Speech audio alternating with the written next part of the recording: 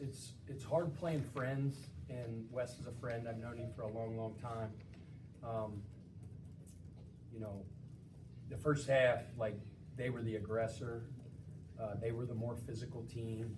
It was the battle of two teams that really thrive in transition, and I thought they got the better of us in the first half. We talked so much about transition, rebounding, physicality, and toughness. Those four things we harped on a lot, and I thought we were 0 for 4 on those in the first half. But our guys responded.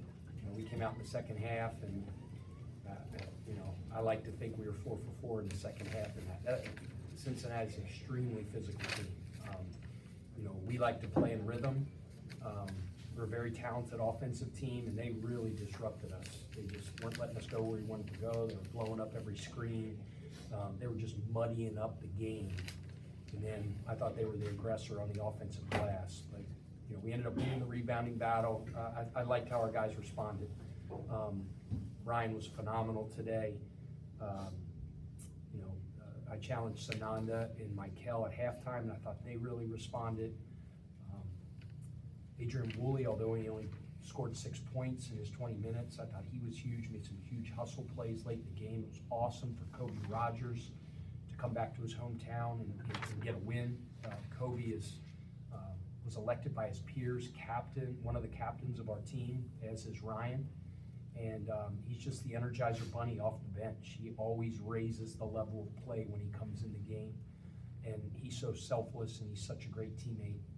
He came in to give Michael a quick spell with about 1:50 left because Kel was just spent. And then we got Kel right back in there, and he hugged him, and he goes, go finish the game for us. And that's kind of like just what leaders do. So fortunate to come away with the win. It was fun to be back in my hometown. But fortunate to get a win. No questions for Ryan Conwell? Ryan, they beat you when you were with the other team, and now you got them. And you just like this county, or how did it go for you? I mean, first and foremost, I want to say all glory to God. I'm just blessed to be in this position. But yeah, you know, they beat me last year. But I'm just thankful just to, you know, win this game with just such a great group of brothers and, you know, coaching staff. Man, whatever game it is, you know, I want to win each and every single game that we play, no matter who we're playing against. So I'm just glad we got the job done today. Ryan, what got you going in the second half? To be honest, I would just say the energy from my brothers. You know, like PK was saying, you know, kind of in the first half, we got off to a slower start. You know, they were just a more physical team. You know, going into halftime, we made an emphasis on just, you know, being us. You know, which is a physical, fast-playing team. You know, who do the little things, and, you know, just coming out. You know, as one of the leaders, I knew, you know, I had to be part of setting that tone and bringing that energy, and that's just what I tried to do, and just lean on just the energy from my teammates as well. So.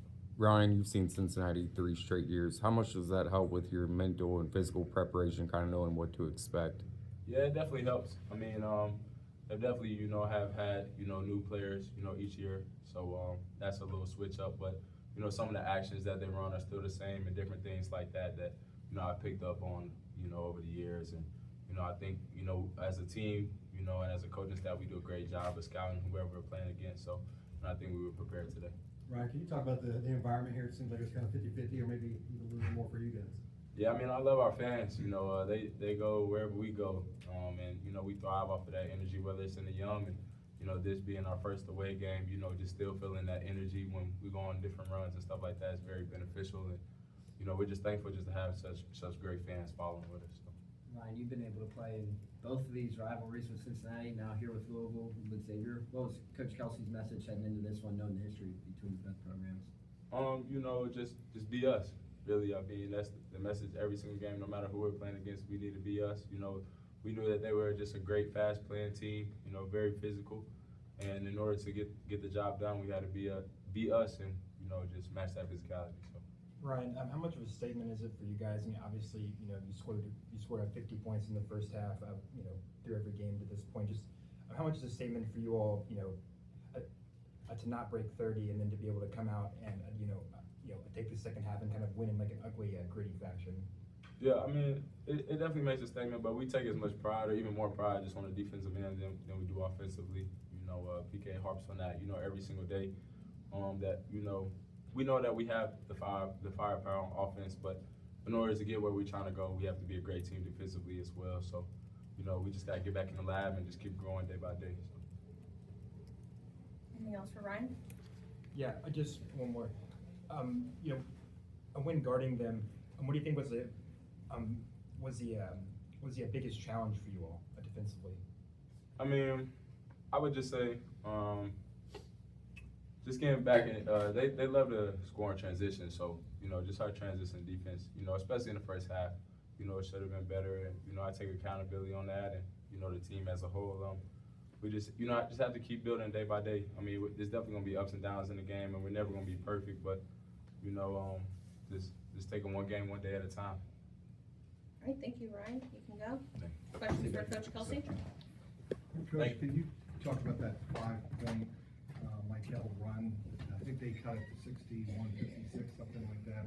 And that seemed like to be a critical part of the game in the second half. Yeah, made that big three, and they got big steal and got that dunk. You know, big time players make big time plays in big time moments, and that's what Michael Brown is. You know, I've said many times, he's basketball wise beyond his years. Competitive nature that he has. He loves big moments. He loves the bright lights, and that gave us a huge boost. That was a big couple possessions in the game for sure. You ever started a game going 7.5 minutes without a bucket?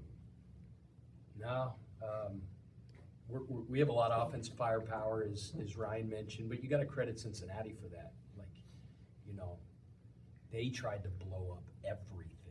I mean, the officials set the tone early in the game that they were going to allow physicality, and it took us too long to adjust because they weren't letting us move where we wanted to move. Like every time we go to set a ball screen, they blew up. Every time we tried to set a wide pin, they blew it up. So we had to adjust, and it just took us too long to do that. Ryan's right. Like their assault on the paint was more kind of ferocious than ours was. They were getting in the paint. They were crashing the glass. Like we talk so much about going and hitting them out by the 3-point line and not waiting till they get a run on the offensive glass. We didn't do that well in the first half. Like I said, they were the aggressor, but I thought we really adjusted. I was proud of how our guys responded in the second half. You've spoken, you know, several times just about how steady of a presence Ryan is. I'm just wondering, in a game like that where you have such a slow start, just how important it is to have someone who's, you know, as consistent as he is, just in terms of like both his presence and his game. Yeah. He's a player that gives our guys courage, you know, like without even saying a lot. Like, I mean, you hear him, he's an unbelievable kid, sharp as a tack, but, you know, he's not always the most vocal guy, but like just his way about him gives guys courage and gives them confidence. And you can just look at him, at his eyes in timeouts, and look at his eyes in big moments, and like he's been there, done that, and he's not afraid. He stepped up in a big way for us tonight. He's big time. Your thoughts on the environment here are pretty cool. It was awesome. It was awesome. I was just on my radio deal, and I know there's a bunch of Card fans driving down I-71 back home, and I was proud of our fan base. They came in big numbers, and there were a couple roars. I call them the portable young, that I thought gave us some courage as well. But Cincinnati fans came as well. It's a big time atmosphere. I think there was so much talk about, you know, the high school football game, the bad weather, the ticket prices, all this stuff. But, you know, I felt like it was a big time college basketball atmosphere. There's a whole lot of red there, obviously, but it was awesome. It was great energy. It was two big time, you know, two high level teams going head to head in a very physical, hotly contested matchup.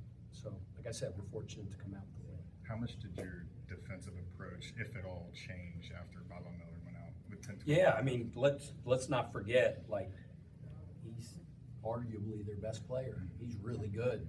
You know, that changed things when he went out of the game. You know, let's call it what it is. You know, that's a difficult loss for them, and you know, it's just the way it goes sometimes. I hope he's okay. But I think it's important to mention that, like, he's in the game, you know, who knows how that thing ends up. It's unfortunate for him, but I hope he's okay. He's a really good player.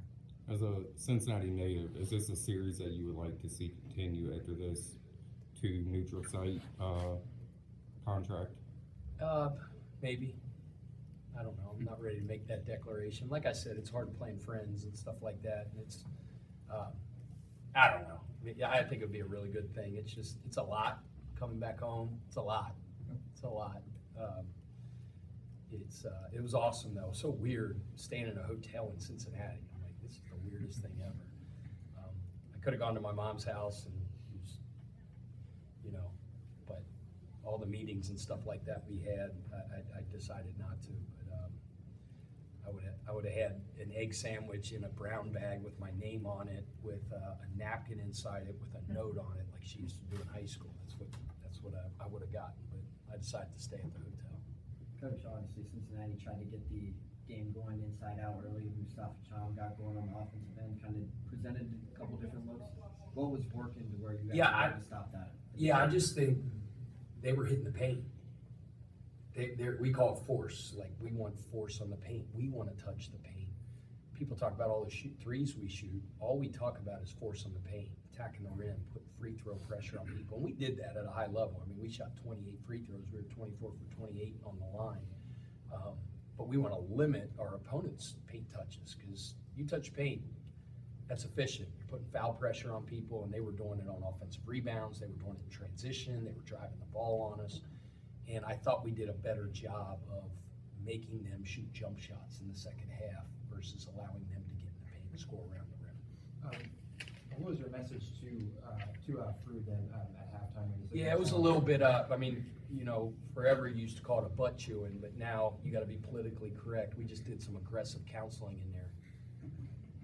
You know what I mean? He responded. I got after Kel and I got after Sananda, and you know, and those guys came out with an edge in the second half. I thought Sananda gave us a big boost.